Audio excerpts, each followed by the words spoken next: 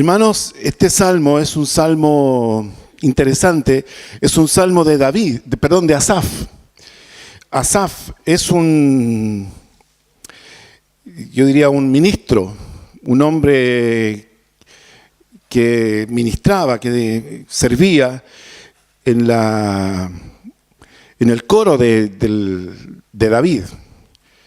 Dice en Primera de Crónicas, capítulo 15, dice: asimismo dijo David a los principales de los levitas que designasen de sus hermanos a cantores con instrumentos de música, con salterios, arpas, címbalos, que resonasen y alzasen la voz con alegría.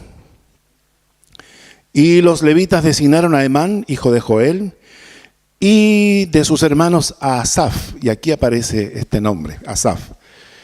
Luego en Primera de Crónicas 16, versículo 4 y 5, dice: y puso delante del arca de Jehová ministros de los levitas, para que recordasen y confesasen y lo hacen a Jehová, Dios de Israel. Y dice: Asaf el primero. Significa que Asaf era un hombre destacado, un hombre notable, un hombre equipado con gracia, con virtudes, con habilidades para servir al Señor. Dice Asaf, el primero, segundo, después de él, Zacarías. Pero Asaf, dice, sonaba los címbalos. Es decir, era un percusionista, ¿cierto? Podríamos decirlo de esa forma. Sin embargo, algo ocurre en la vida de Asaf, que Asaf comienza a perder fuerza, a perder vigor espiritual. Comenzó a agotarse. Es posible, yo no sé si usted ha visto personas que a veces tienen una trayectoria buena en el Señor. Sin embargo, esa no la sostienen ni la aumentan, sino que comienzan a menguar, a perder este vigor espiritual. Algo comienza a ocurrir en sus vidas que van perdiendo esta fuerza. Y este salmo, hermanos, es muy fuerte, muy revelador acerca de lo que le ocurrió a Asaf. Dice el versículo 1, ciertamente es bueno Dios para con Israel. Reconoce la bondad de Dios con el pueblo de Israel. Sin embargo, dice, para con los limpios de corazón. Y aquí hace como una diferencia. Bueno con Israel en general, pero también para con los limpios de corazón. Entonces aquí Asaf revela un poco cómo está su corazón. Porque él está haciendo un alcance importante acerca de esta limpieza de corazón que tiene Dios en medio de su pueblo. Y vamos a ver este proceso que yo creo que nos va a ayudar. Primero, vamos a anotar aquí, primero cómo le vino la tentación. Pongamos esta palabra, porque en cuanto a mí dice casi.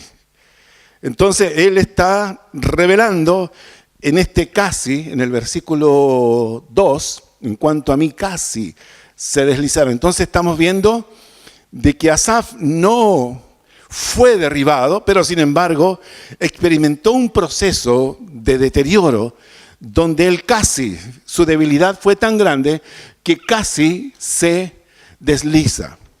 Entonces vamos a ver cómo le vino la tentación, versículo 2 al 14. Después vamos a ver cómo salió de la tentación, cómo salió de la tentación.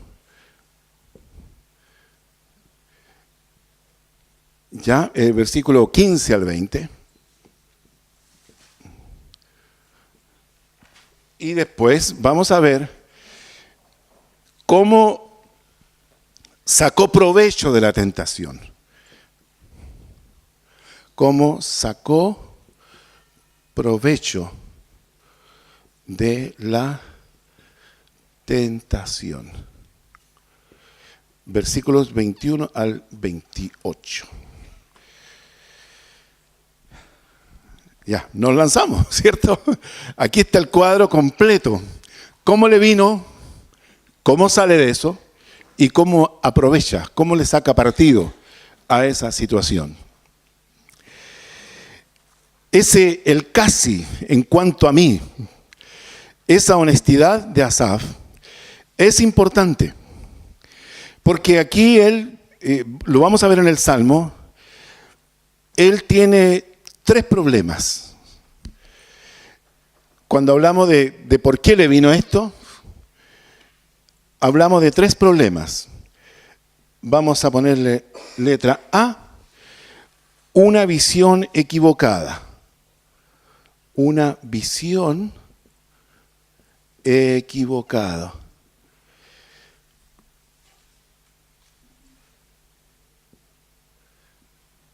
Una visión equivocada. Letra B,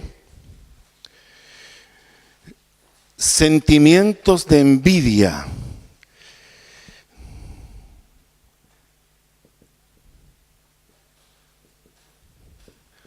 De envidia.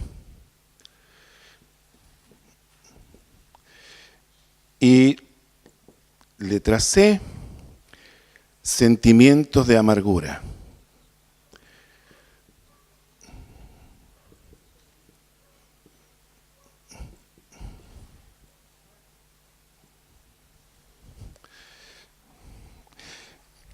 Tengamos esto en mente, porque lo vamos a ver durante el desarrollo de lo que podamos comentar del Salmo.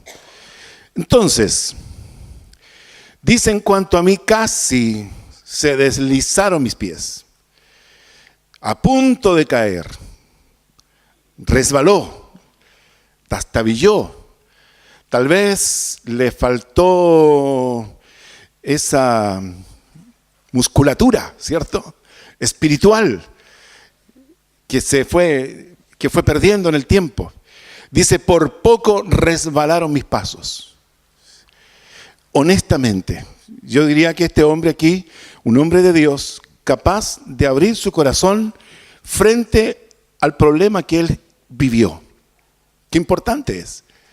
Qué importante es, hermanos, que es posible que los siervos de Dios se agoten, se cansen. Es posible que caigan también. Por ejemplo, en Juan el Bautista fue celebrado porque era una antorcha que alumbraba. Pero también el mismo Juan en su discurso dice que el pabilo que humea no apagará. Podemos tener de repente una vida así brillante, donde proyectamos luz, iluminamos el camino de muchos, pero también de repente puede que esta luz, esta fuerza de la luz vaya apagándose y poco a poco se va transformando en un humo tóxico, en un humo que nadie quiere cerca, ¿cierto? Es posible. Entonces, aquí Asaf revela cuál fue este proceso. Y fíjese, en el versículo 3 dice: porque tuve envidia. Entonces decimos envidia. Tuve envidia de los arrogantes. En el mismo versículo dice: viendo una visión, viendo la prosperidad de los impíos. Si usted está de acuerdo conmigo, podemos darnos cuenta la visión equivocada de Asaf.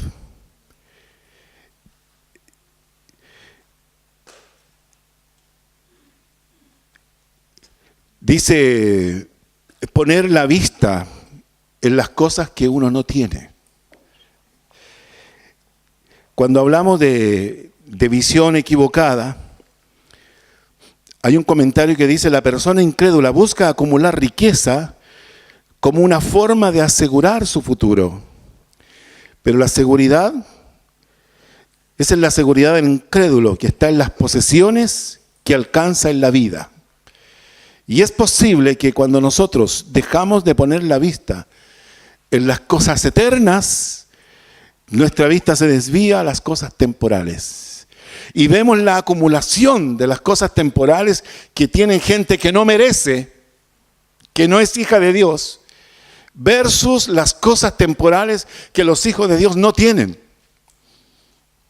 Pero curiosamente hay algo interesante, que cuando llegue el final, en algún momento nos daremos cuenta que las cosas que esa persona tenía no le van a valer nada, versus las cosas eternas que no tenía.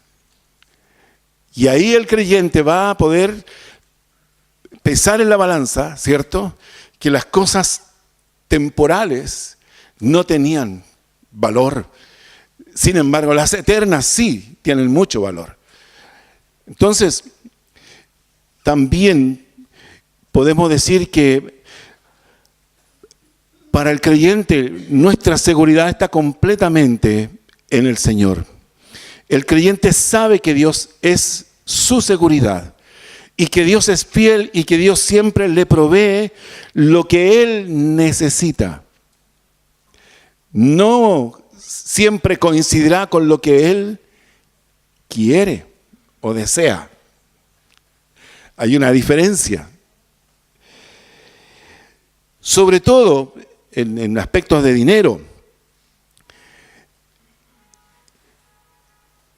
También podemos decir que en esta visión Asaf equivocó sus prioridades, en esta visión equivocada.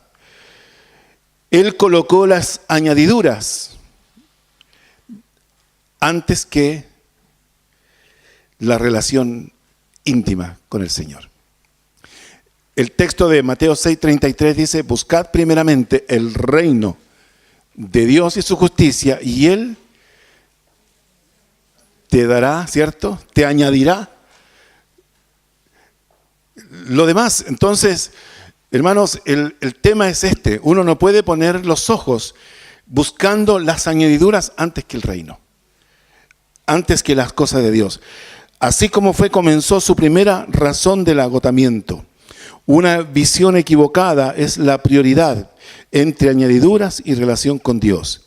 Al equivocarse Asaf en esta prioridad, entonces comenzó a ver la opulencia de sus enemigos en contraste con su propia dedicación y servicio a Dios.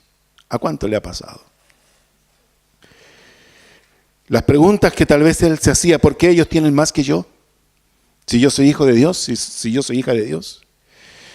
¿Por qué ellos pecan más y tienen más posesiones que yo? Wow. ¿Por qué ellos tienen una vida desordenada y siguen siendo prosperados y no así que me porto bien? Wow. Lo segundo que estamos viendo en esto es la envidia. Dice: porque tuve envidia. Reconoce la envidia. La envidia es una emoción que intoxica nuestras relaciones interpersonales.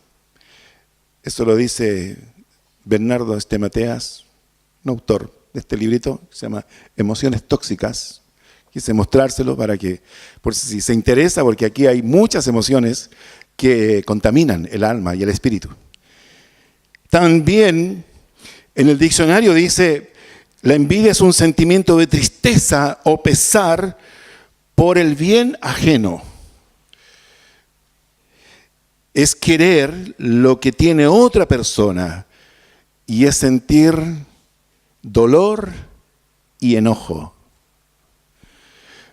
Hojeándolo, hay un pequeño test sobre este asunto. Por ejemplo, te puede responder, dice: si un amigo cosecha un éxito profesional, ¿usted se siente mal o se siente bien? Cuando alguien de su entorno de trabajo o vida privada actúa de forma acertada e incluso loable, ¿le cuesta a usted alabarle? ¿Sinceramente le felicita? ¿O le felicita con los dientes apretados?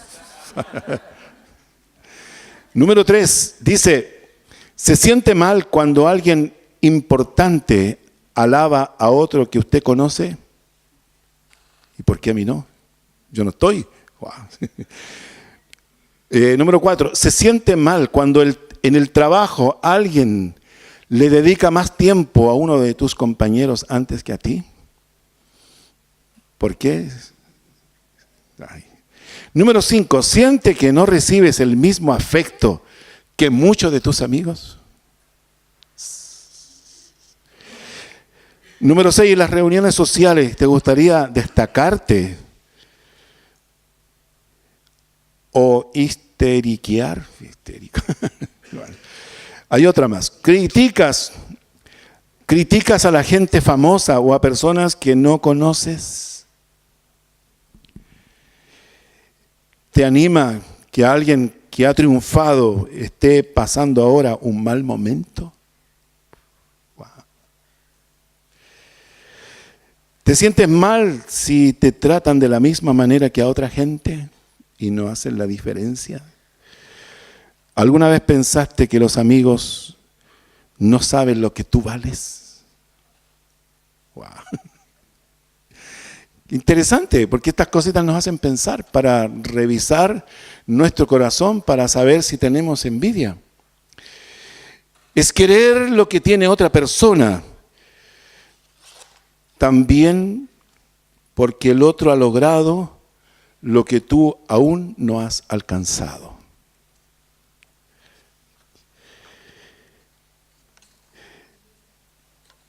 Dice, le comenzó a dar repugnancia la presencia de los impíos.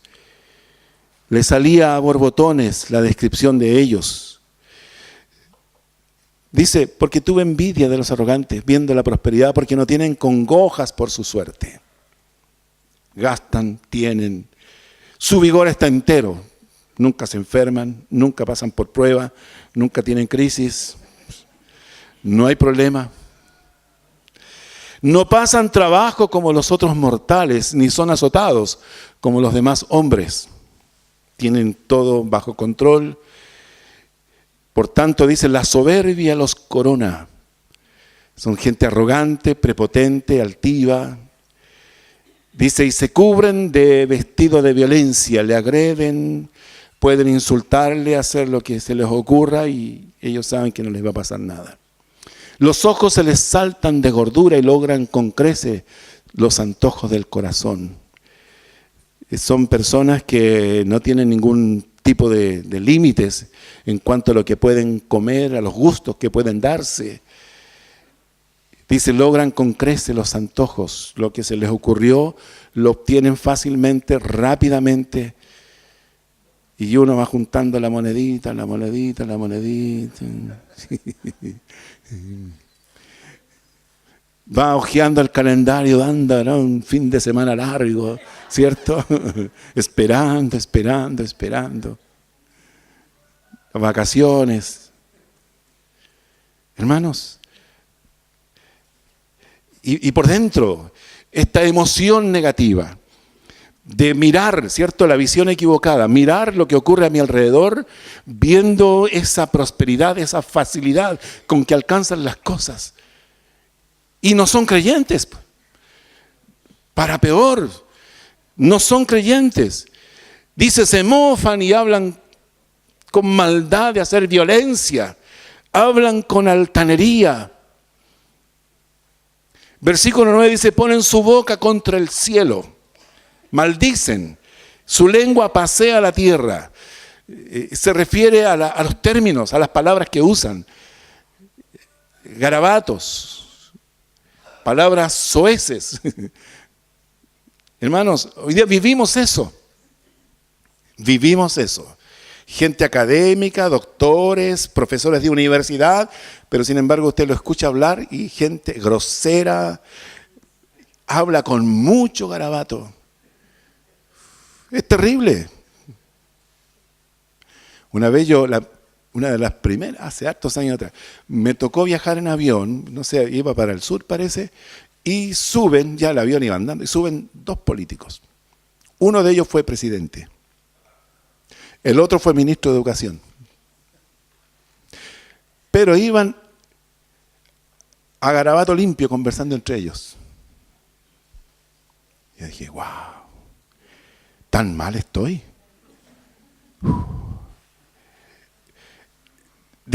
A eso se refiere la palabra.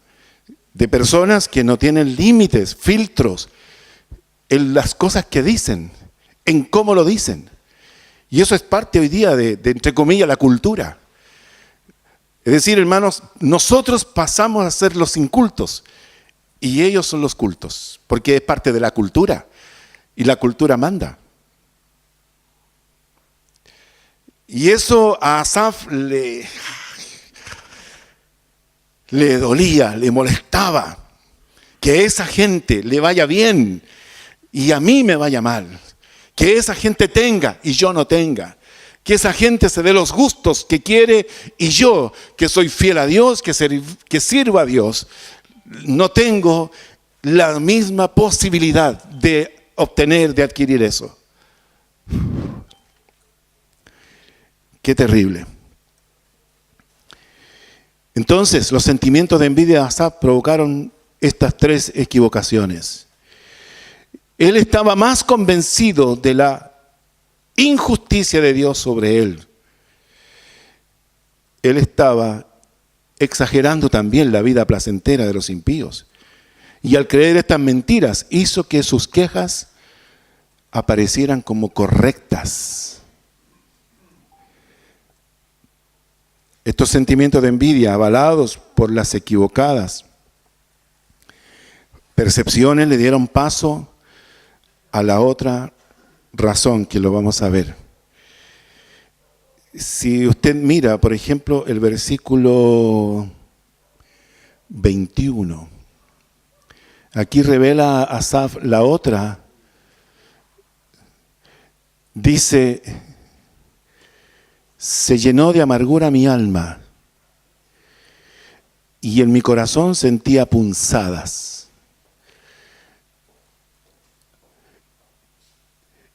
La versión NTV dice, entonces me di cuenta de que mi corazón estaba lleno de amargura. ¿Cuándo? Cuando comienza su restauración.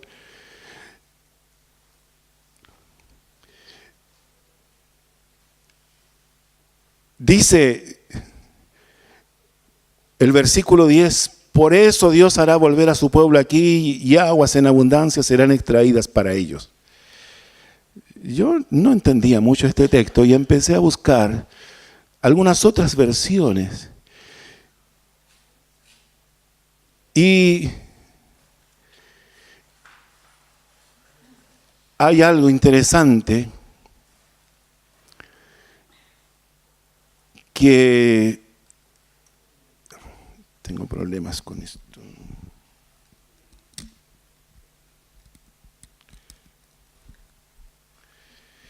Se me apagó.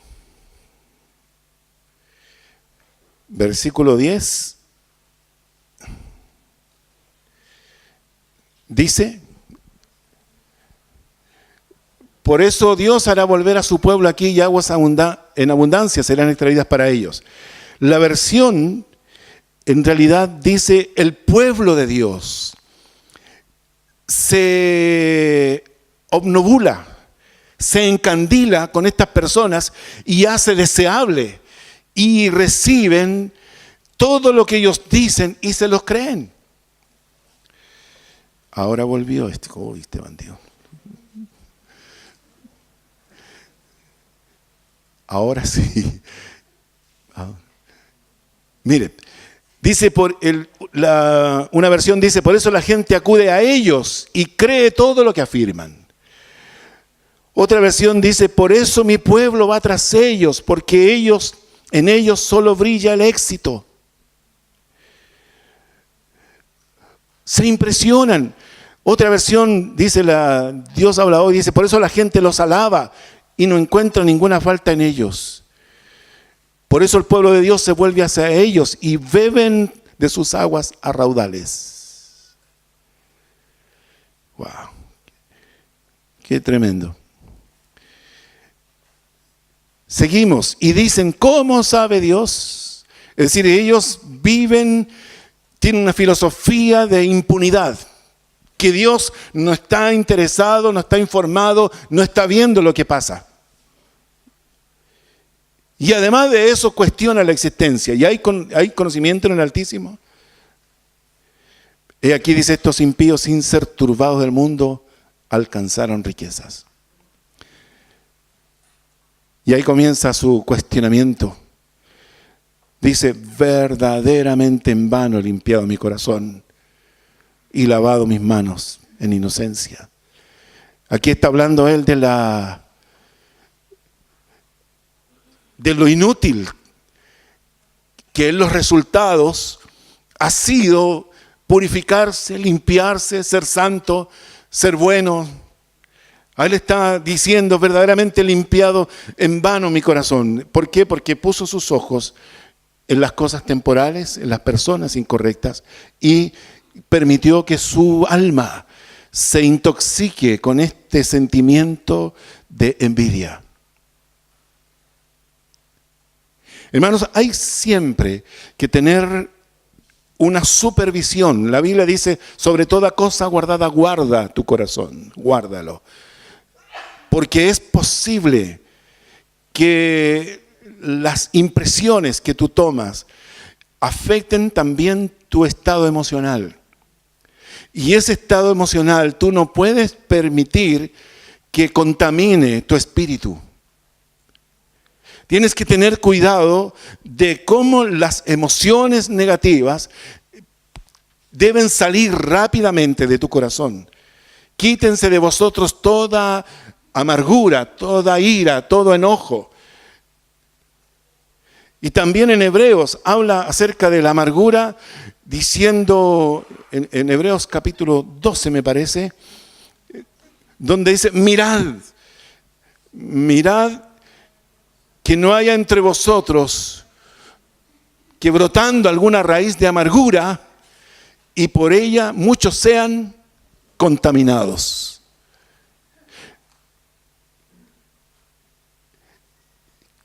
Qué interesante, hermanos, cómo este hombre puede describir de una forma tan honesta cuál es su gran problema.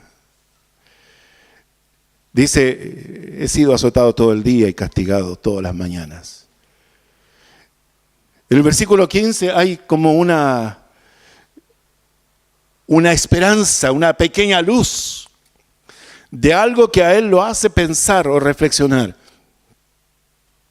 Dice, si dijera yo, hablaré como ellos, he aquí a la generación de tus hijos engañaría.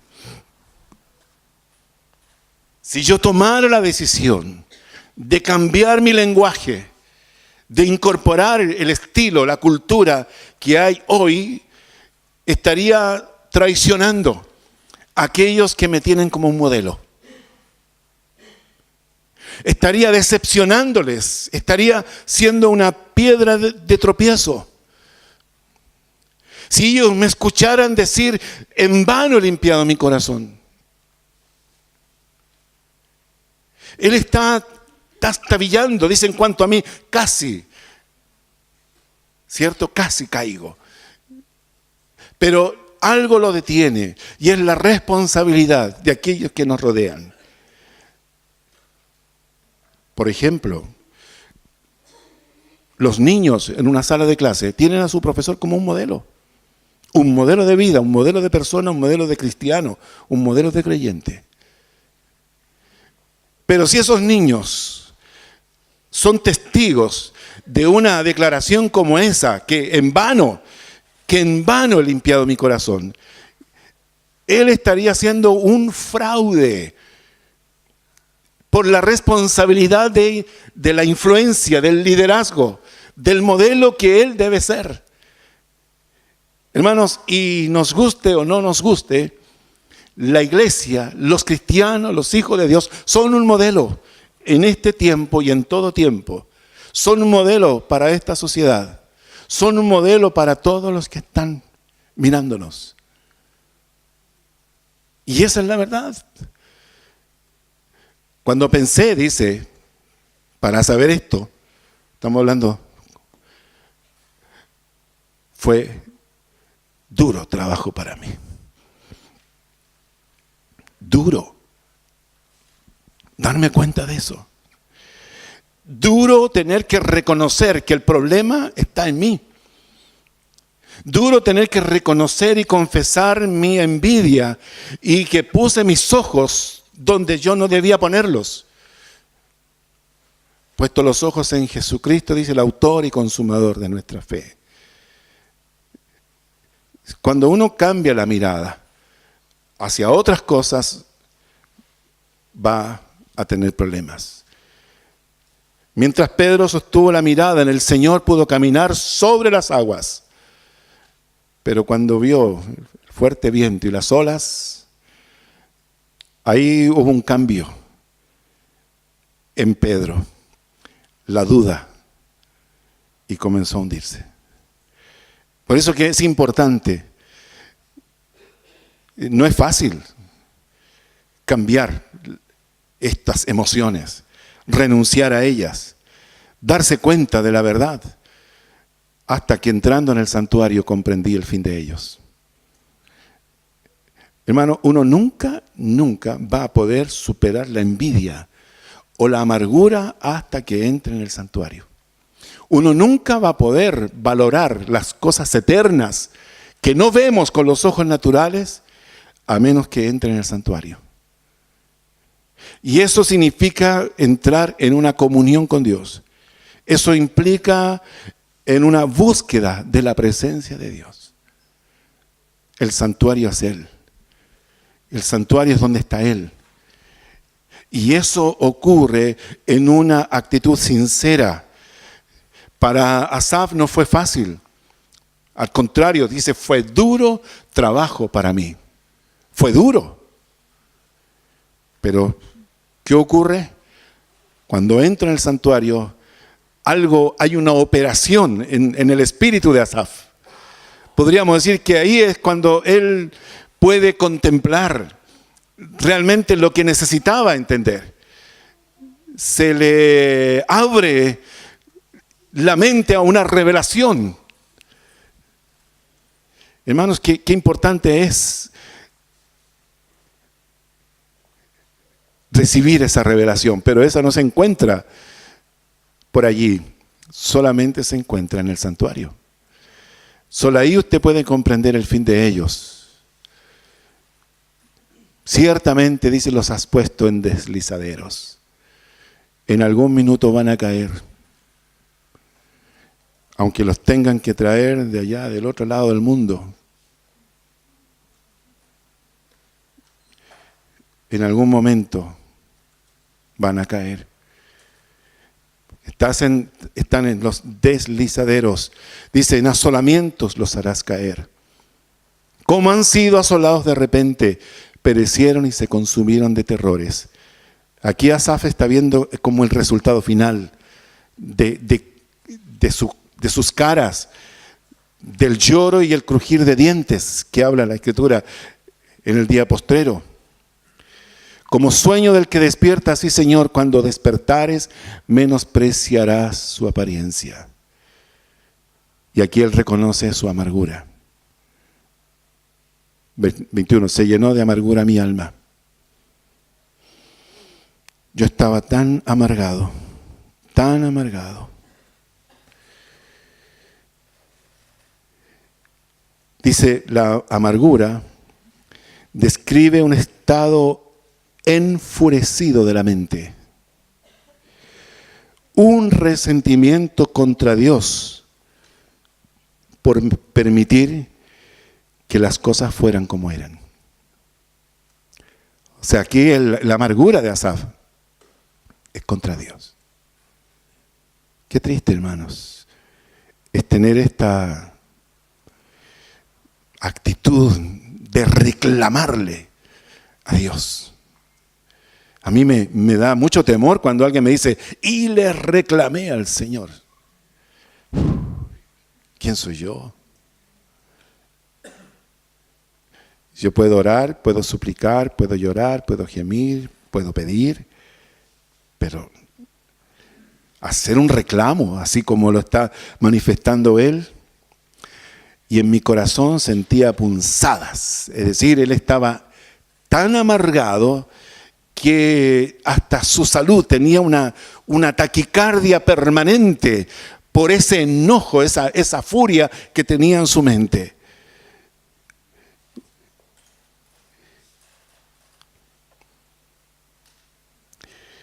Está con amargura en su corazón que se atreve a decirle al Señor, verdaderamente en vano he limpiado mi corazón. Es decir, he perdido mi tiempo sirviéndote y tratando de ser bueno. Se llenó de amargura mi alma y mi corazón sentía punzadas. Dice, tan torpe era yo que no entendía.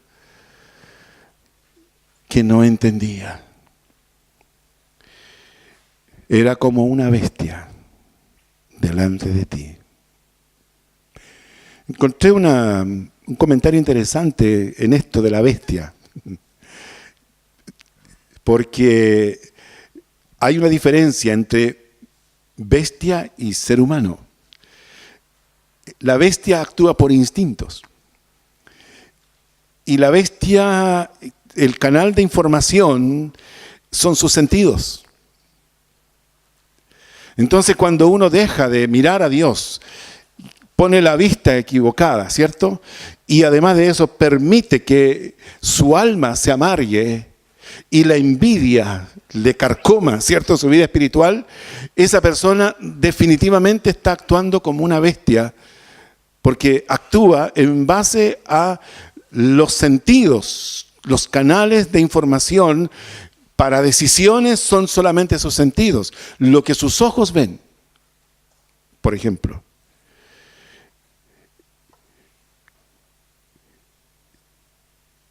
No entendía. Con todo, yo siempre estuve contigo. Por eso que aquí me hace recordar nuevamente el casi se deslizaron mis pies, ¿cierto? Porque aquí él está reconociendo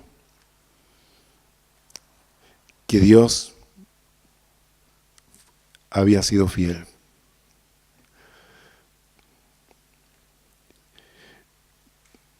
Me tomaste de la mano derecha. Hermanos, la experiencia de conocer a Dios, sin que usted lo sepa, el Señor le tomó de la mano, le sostuvo, le afirmó, le calmó, le dio seguridad, le retuvo.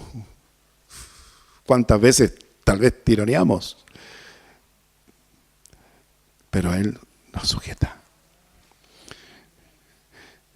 y nos guía.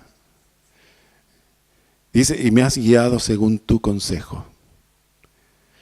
Qué importante es, hermanos, abrirnos a esto y reconocer que es posible que tengamos puestos los ojos en las cosas materiales.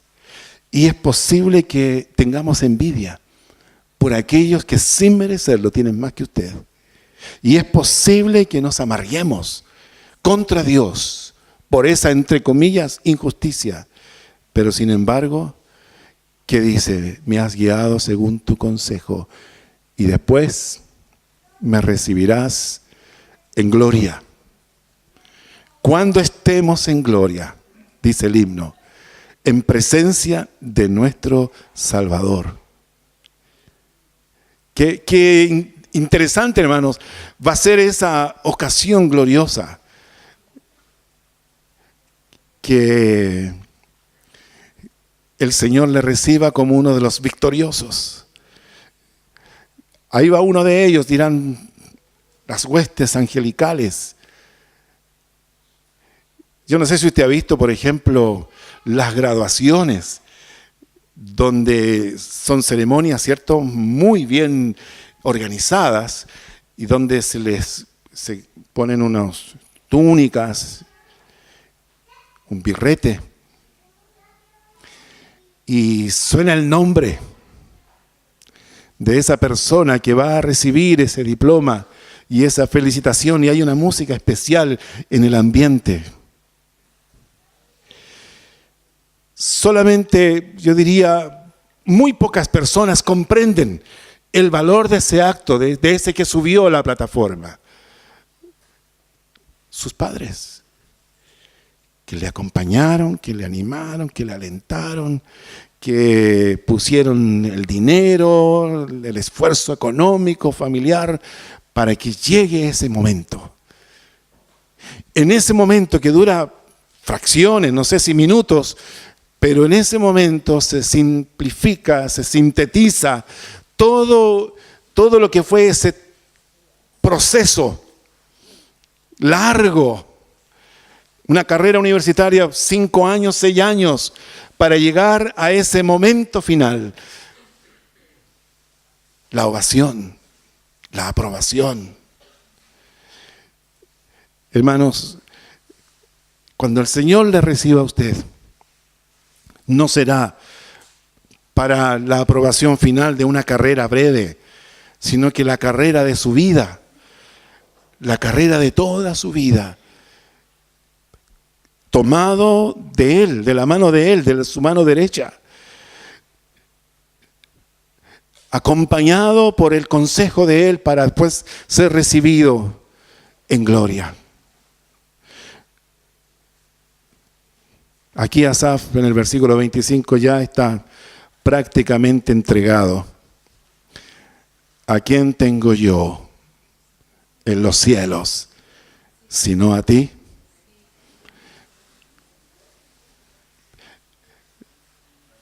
Fíjese, hermano, qué importante es esto. Pedro y Juan le dijeron al paralítico en la puerta de la hermosa: no tengo plata ni oro, pero lo que tengo te doy. Lo que tengo. El oro y la plata, hermanos, sirven, pero en esto no tiene ningún valor. ¿A quién tengo yo en los cielos sino a ti? O sea, reconocer que esa es nuestra riqueza, que esa es su riqueza, tener al Señor en los cielos. Y luego, con esa misma actitud, poner en la balanza ahora los bienes terrenales. Dice, y fuera de ti, nada deseo en la tierra. Fuera de ti, no deseo nada. Wow. Aunque tú me des, gloria a Dios por lo que tú me das, por lo que me permites recibir, obtener. Pero mi corazón no está en eso, porque fuera de ti nada deseo en la tierra. Hermano, qué importante es la operación del corazón, profunda, duro trabajo, donde el Espíritu Santo tiene que sacar todas aquellas ambiciones, toda esa amargura y todas esas visiones erradas que a veces tenemos nosotros como hijos de Dios. Tiene que operarnos el Señor. Mi carne y mi corazón desfallecen. No peleo más con eso, porque solo en el santuario pude comprender el verdadero valor de lo que tengo contigo. Mi carne y mi corazón desfallecen, más la roca de mi corazón y mi porción es Dios para siempre. La roca de mi corazón, mi seguridad y mi porción, mi ración, lo que yo necesito, ni más ni menos, es Él. Así es Dios para siempre. Porque aquí dice, los que se alejan de ti perecerán. Tú destruirás a todo aquel que de ti se aparta, ya sea por una visión equivocada, ya sea por un sentimiento de envidia o ya sea por un sentimiento de amargura. En cuanto a mí, otra vez, en cuanto a mí, se da cuenta de que el versículo 2 también dice en cuanto a mí. En cuanto a mí casi se deslizaron mis pies, pero ahora con todo esto que ha ocurrido en el santuario, en cuanto a mí, versículo 28, el acercarme a Dios es el bien. He puesto en Jehová el Señor mi esperanza para contar todas tus obras. Amén. Hermanos, Dios es bueno y Dios es fiel. Siempre, siempre. Joven fui y envejecí y no he visto justo desamparado ni su descendencia mendigando el pan. Guarde su corazón. No ponga sus ojos en las cosas que no tiene. Ponga sus ojos en el que todo lo da y el que todo lo puede. No permita que estas emociones contaminen su alma y su espíritu. La envidia y la amargura. Esas emociones son altamente tóxicas, destructivas. Usted tiene que saber sacárselas.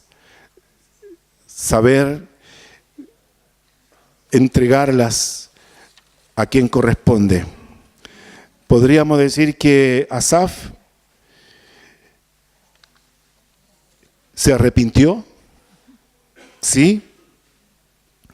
Y también Asaf comprendió el fin de aquellos que él envidiaba y también comprendió que Dios siempre estuvo presente a pesar de. Qué triste, hermano, es para un padre que lo tiene todo, pero que tiene un hijo que no está conforme con lo que él le da. Y que tiene envidia de gente que simplemente le espera la destrucción para el día de mañana. ¿Cómo habrá sido el corazón de Dios con respecto a esta amargura de Asaf? Pero sin embargo Dios la restaura. Y él pudo comprender: la roca de mi corazón y mi porción es Él. ¿A quién tengo yo en los cielos sino a ti? Y fuera de ti nada deseo en la tierra. Muchas gracias, hermanos. Que el Señor les bendiga. ¿Qué le parece si tenemos un momento de oración? Señor y Padre nuestro, hemos recibido tu palabra y te agradecemos, Señor, esa paternidad absolutamente responsable que tú has tenido con nosotros desde el día en que nos recibiste como tus hijos. Señor, estamos viviendo en un mundo de mucho consumismo. Vivimos en un mundo donde se puede acceder a tantas cosas que tu palabra las define como añadiduras. Señor, muchas veces nos ofendemos por personas que tienen comportamientos violentos, lenguaje ofensivo. Y aún así, Señor, vemos que están sanos, que tienen de todo, que pueden darse gustos, obtener inmediatamente lo que ellos desean. Señor, pero nosotros somos tu pueblo y sabemos, Señor, de que tu fidelidad es de la eternidad hasta la eternidad. Y sabemos, Señor, que el pan nuestro de cada día es una realidad en la mesa de tus hijos. Gracias te doy, Señor, por ese trato que solamente ocurrió en esa intimidad contigo. Entrar en el santuario. Señor, yo te ruego que cada uno de mis hermanos pueda tener como prioridad entrar en el santuario. Gracias te doy, Señor, porque solamente la comunión contigo puede sanar nuestra alma de la amargura y de la envidia, y puede también desviar la mirada, Señor, a las cosas eternas, solamente cuando estamos en el santuario, en tu presencia contigo. Gracias te damos, Señor, por lo que hemos recibido. En el nombre de Jesús. Amén. Amén.